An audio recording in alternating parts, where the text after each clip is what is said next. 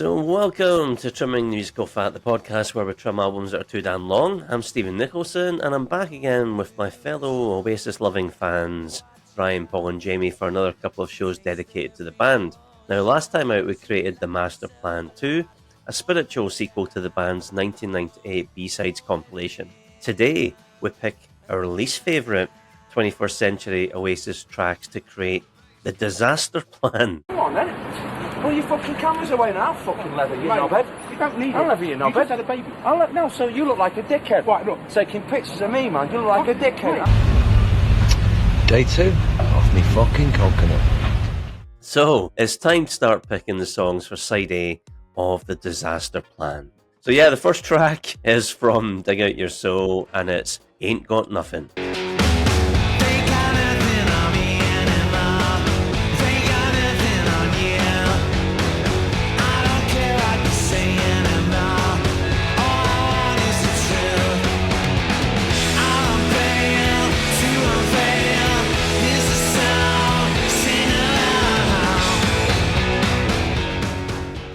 So that was Ain't Got Nothin. That was selected by myself, Paul and Jamie. And from Dig Out Your Soul, it was written by Liam, following his infamous hotel bar brawl with businessmen in Munich in 2002, in which the Oasis singer lost 2 front teeth. And guitarist Game Archer told Q Magazine, Liam wanted it to sound like The Who with Ginger Baker on drums, playing while a fight was happening. So that was very specific. Yeah, I'm not sure Liam got the sound he was looking for, to be honest. To me, it's not got that much melody. It's in a bit of a strange key. I was looking up the chords earlier, actually, and it's just all, it's all like musical fifth. So it's basically 2 different notes all the way through it. Yeah, it's not a song. I mean, the backstory to it's good, but yeah, it's not a song that I would rush to listen to.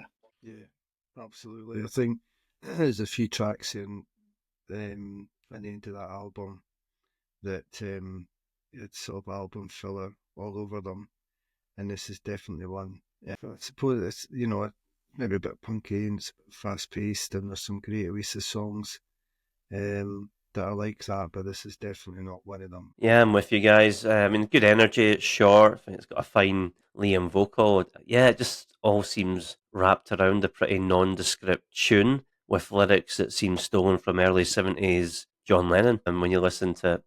So yeah, it gets on, as does this track. Another one from Dig Out Your Soul. You'll see a common theme emerging here, and it's The Nature of Reality. Belief does not existence make. It's only in your mind.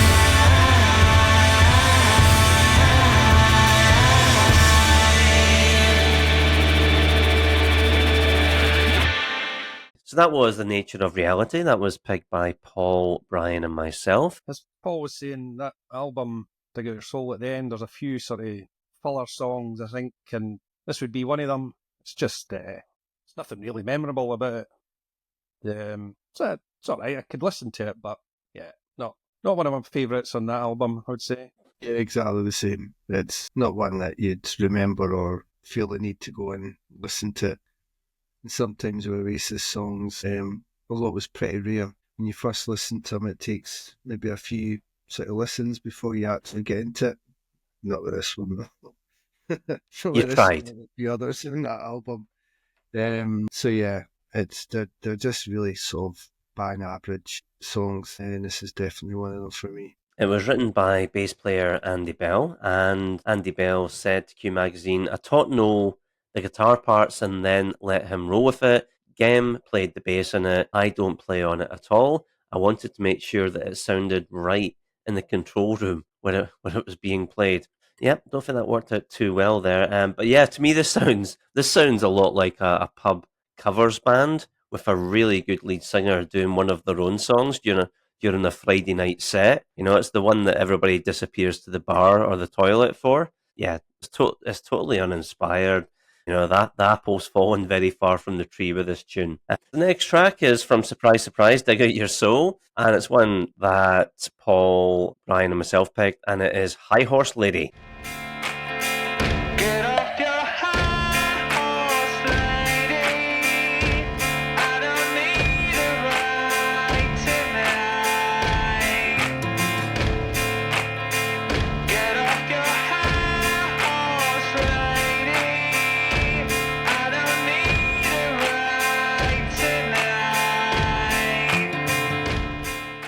So, High Horse Lady was written by Noel Gallagher, who also provides the vocals for this track, and he told Q magazine in October 2008 it's the oldest song on the album, and it was actually originally demoed for Heathen Chemistry, and it wouldn't have made the album, but it would have made the album, but the bass is so heavy, but it forced its way onto the final cut. And I'll kick us off on this. I think this is a terrible song. It's beyond bland, and it drones on for 4 minutes for any variation. For me, it's total barrel scraping. So, as you can tell, I'm not really a fan of it. You've nailed it with that phrase droning on. I think that that kind of sums it up. I mean, I like Noel's vocals and stuff, but yeah, this is just, I don't know. It just didn't really go anywhere, the song, and it just kind of was this endless kind of loop, and then that was it. It was finished. So no, it did not their finest moment, that's for sure. Not their finest moment, Bryan? Yeah, I'd agree. I don't like it either. Quite a lazy song, I think. It's just, yeah, it's not great. It's one of them that if I'm listening to the album, I'll skip, listen to about 30 seconds and then skip. Yeah. No, not a fan. I don't know if you never selected it, Jamie, but are we being harsh? No, I don't think you're being harsh. I agree with everything that's been said there. I think Noel's vocal is decent enough on it, but as a song, it's average, too long. Can't argue with it being on the album. Okay, thank you. Well, it's a worthy addition to the Disasterplan, as is our next track, which is from Heathen Chemistry this time. So Dig Out Your Soul gets a breather. So from Heathen Chemistry, and it's probably All in the Mind, which was picked by Bryan and myself.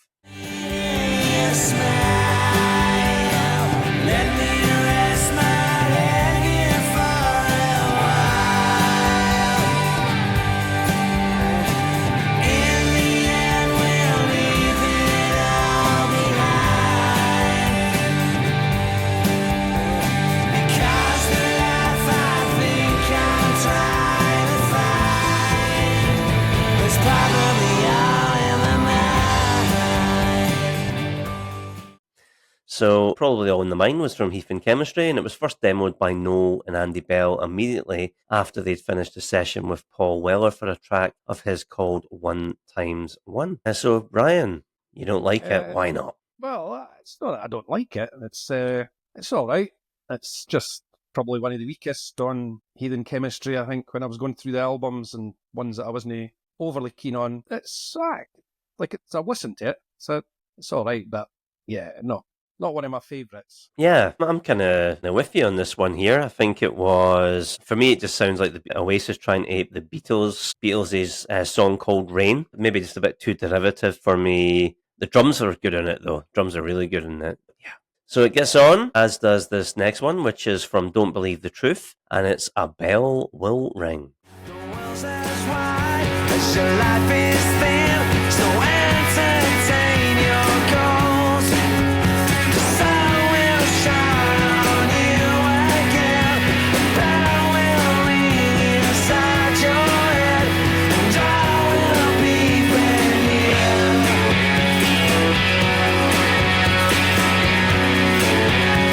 All will be brand new. So A Bell Will Ring, that was picked by Paul and myself, and it's from Heathen Chemistry, as mentioned already, written by Gem Archer, and Noel called the track the closest that anyone's gotten to sounding like Revolver, I think.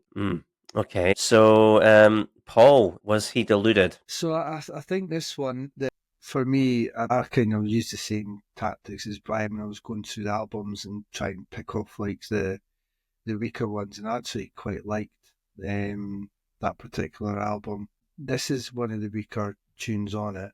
It's by no means the worst thing they've ever done. I was aware that Game Archer had written it, and there's some good stuff in it. I like the lyric, the guitar riff's good as well, but at the same time, it's not, one of their better songs. It's all right. That's about it, I'd say.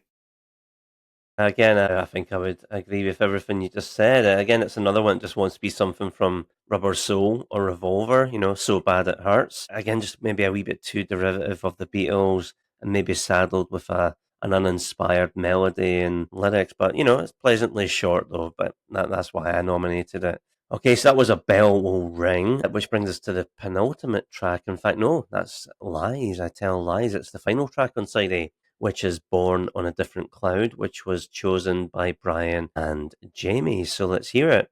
On a different cloud